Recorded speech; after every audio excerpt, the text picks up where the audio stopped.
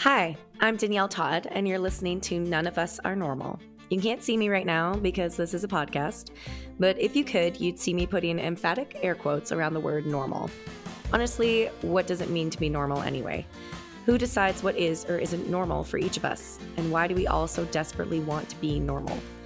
If you don't know me yet, I'm a Canadian country artist living in Nashville, Tennessee. I'm a wife, a frequenter of my sunroom, a dog mom of two, and as of recently, a podcast host. In my experience as all of these things, I've decided that none of us are normal and that normal is something completely made up that puts limitations around our feelings and experiences. But here's something that's not made up. We all struggle. We all experience sadness sometimes, whether momentary or all-encompassing. We all deserve joy in our lives. No, none of us are air quotes normal, but we're all very, very real. Join me in real conversations with real people who I know and love to discuss mental health, music, and what it means to make the most out of life. These conversations will be equal parts tough and fun. As in anything in life, there are two sides to every coin. I'm happy that you're here, and I hope you enjoy this episode of None of Us Are Normal.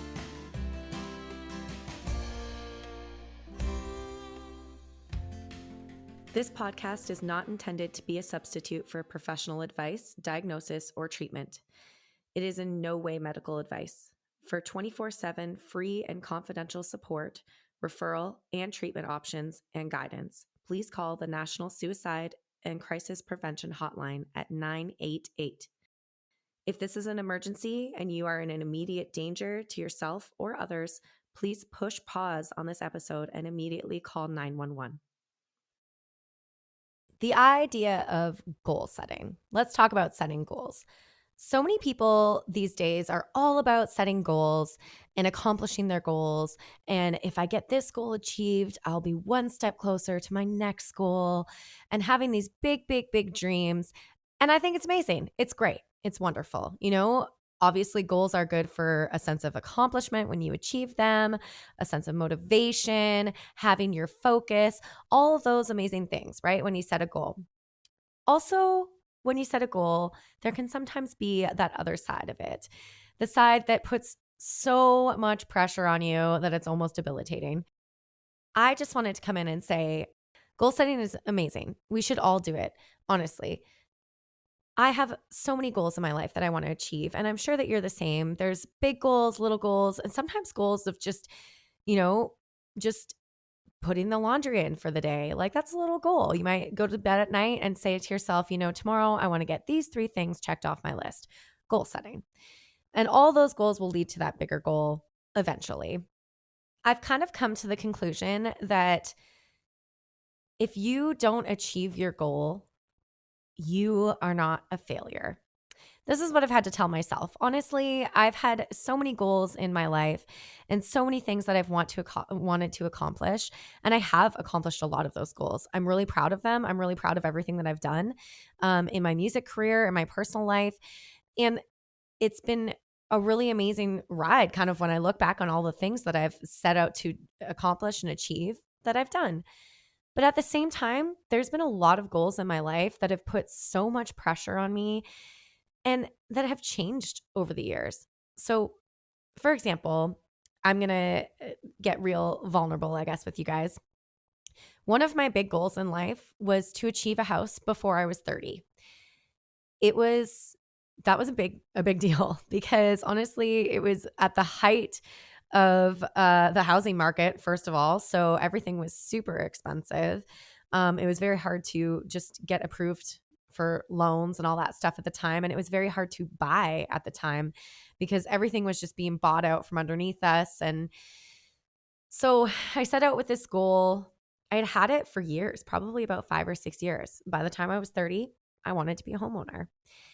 No matter what situation I was in, no matter if I was married or if I was dating someone or what, I wanted to have my own home.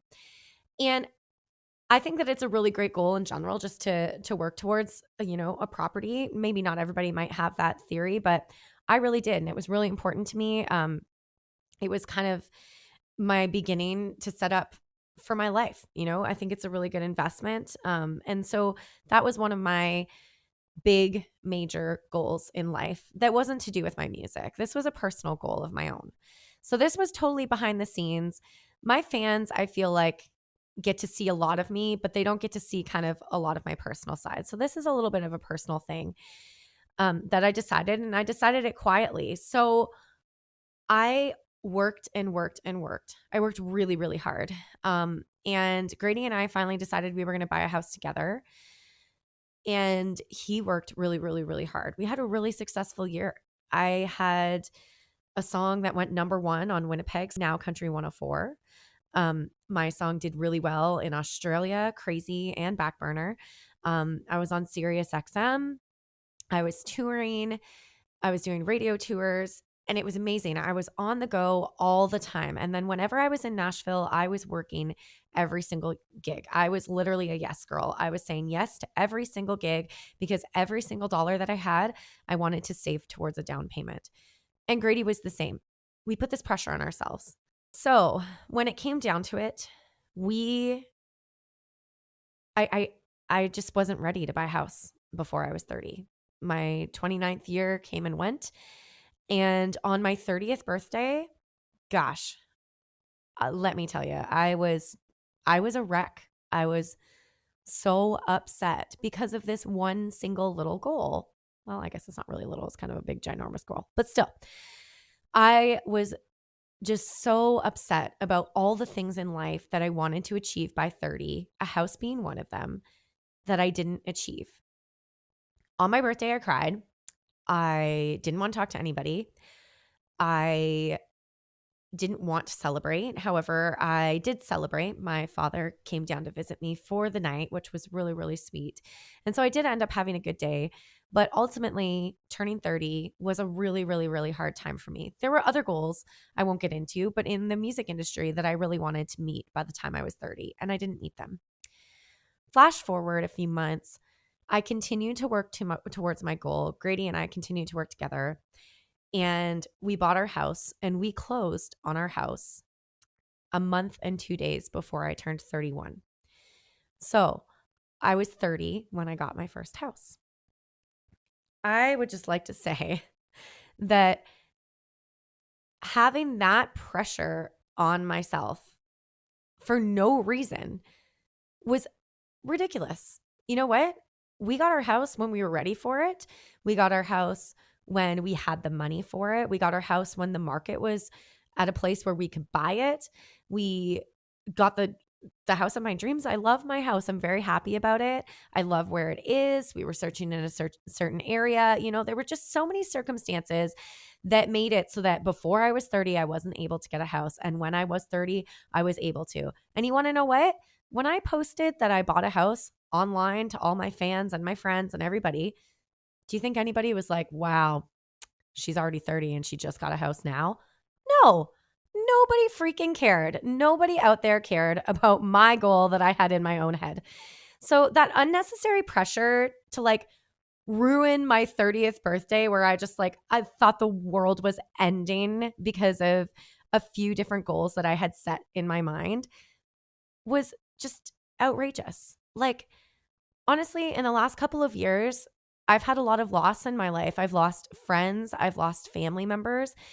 And when I think back to my 30th birthday and I sat there and I cried because I got a day older, I am like almost embarrassed to admit it. I can't believe that I didn't see my 30th birthday as a gift because it really is. And I think that it's really important to, while you are working towards your life goals and while you are focusing on them so much, you also have to give yourself some grace.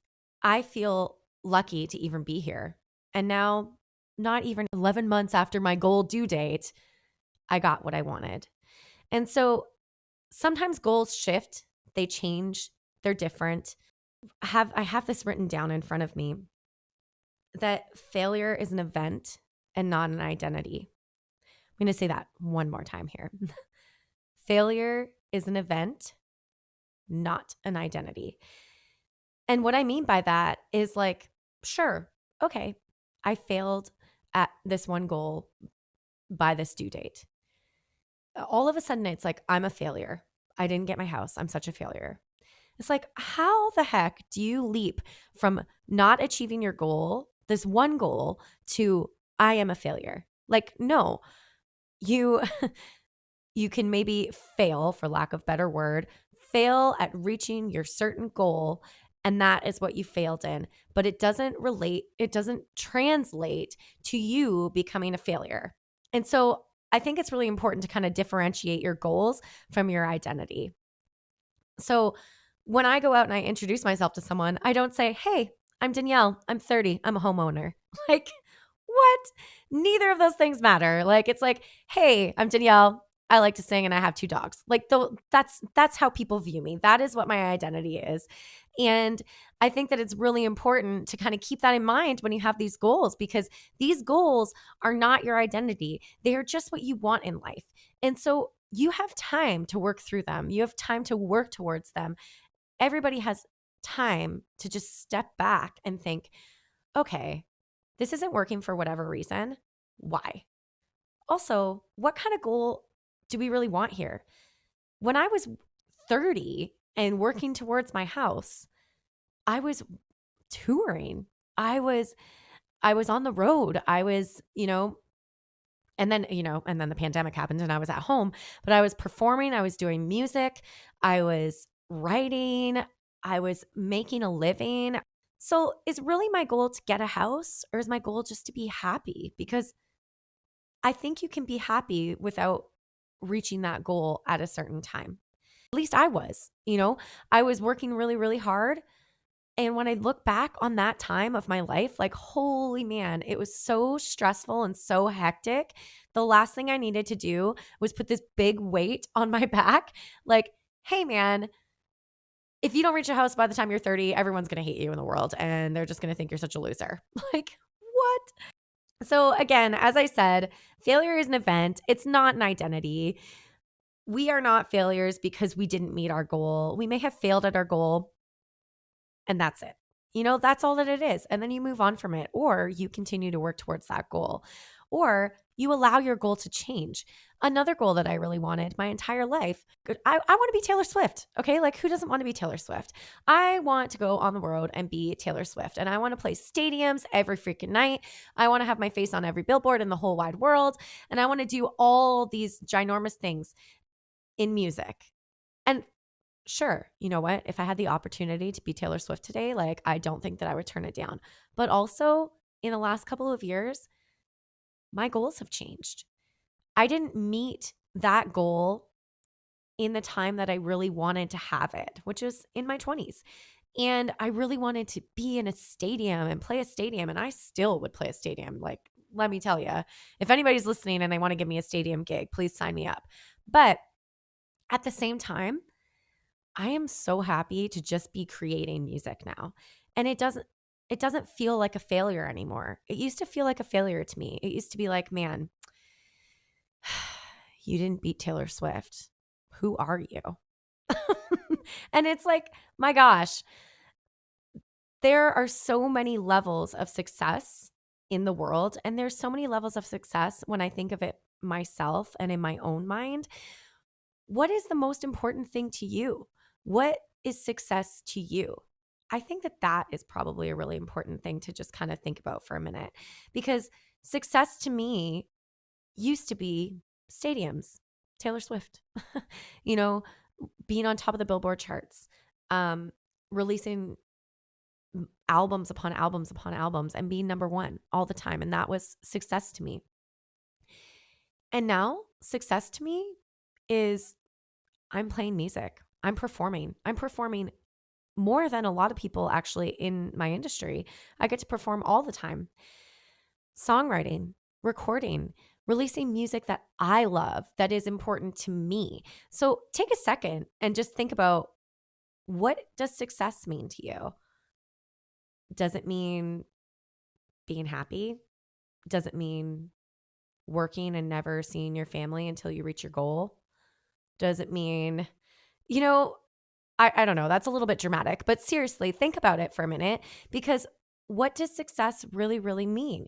Once you have that in your mind and you also allow that success to be, in quotations, liquid, I think that's when you start to thrive. Because I think to myself, I mean, I am still working towards playing stadiums, but if it doesn't happen, I'm not a failure. Your goals can also change because of circumstances. So let's just rewind a little bit to 2019 when we were all setting these massive goals. And I mean, maybe not even massive goals, just these goals that we wanted to achieve. And we had plans for the future. And all of a sudden, the world shut down. I don't really want to bring up a pandemic, but at the same time, how did your perspective shift? How did your goals change when that happened? How did you maneuver around and continue to just live your life? Because everybody's goals changed in that time. And look at us. We're all still working towards goals and we're all still trying to be successful. And it's, almost 3 years later. And so circumstances can really change your goals and how you achieve them and how you meet them and how you focus on them. Your life can change, obviously, which is also circumstantial. But maybe your family situation changes, or maybe your home situation changes, or your job situation changes. And that creates that goal to maybe sit back on the shelf. Or maybe you think to yourself like, man, I really wanted to do that before I was 25 and I just don't think I'm going to make it there. So what? Keep working towards it. Things can change and that's okay. Life throws such wild curveballs all the time. And I hope that anybody who is listening, I hope that you guys listening are thinking to yourself like, yeah, you know what? I think I'm just going to have a little bit more grace with myself. I'm going to have a little bit more patience. I'm going to just be, and I'm going to see what happens next. I think what I'd really like to leave you with today is the quote that I said before, that failure is not an identity, it is an event. So just keep that in your mind when you're moving forward and you're taking steps towards whatever you want to achieve in life. Be careful with yourself, be safe with yourself, and be kind with yourself, and be kind to those people around you who are also reaching for their goals. Thank you so much for listening today. Thank you so much for listening all the time, and I truly appreciate you guys. Now it's time for your pick-me-up of the day, a quick piece of advice to help you through hard times. For today's pick-me-up, I hope I don't get in trouble for this, but honestly, find yourself a pet. And I'm not talking go to the Humane Society or go to a pet store and buy a pet. I'm saying find a friend with a dog or a horse or a cat and ask them, hey, can I hang out with your pet today? Honestly, one of my favorite things to do is just chill out with my dogs. They are so sweet and so cuddly, and it just makes me feel so much better immediately when I'm around them. Another thing that I love to do is go on a horseback riding trail. There's a bunch throughout Middle Tennessee that you can just kind of, pay to go on a horseback for an hour. But if you have a friend who has horses or anything like that, go do it. Why not? Go do goat yoga. Hang out with animals, man. They are so freaking cool and they never expect anything from you. So that is my pick-me-up for today. Find a fuzzy friend and go hang out with them.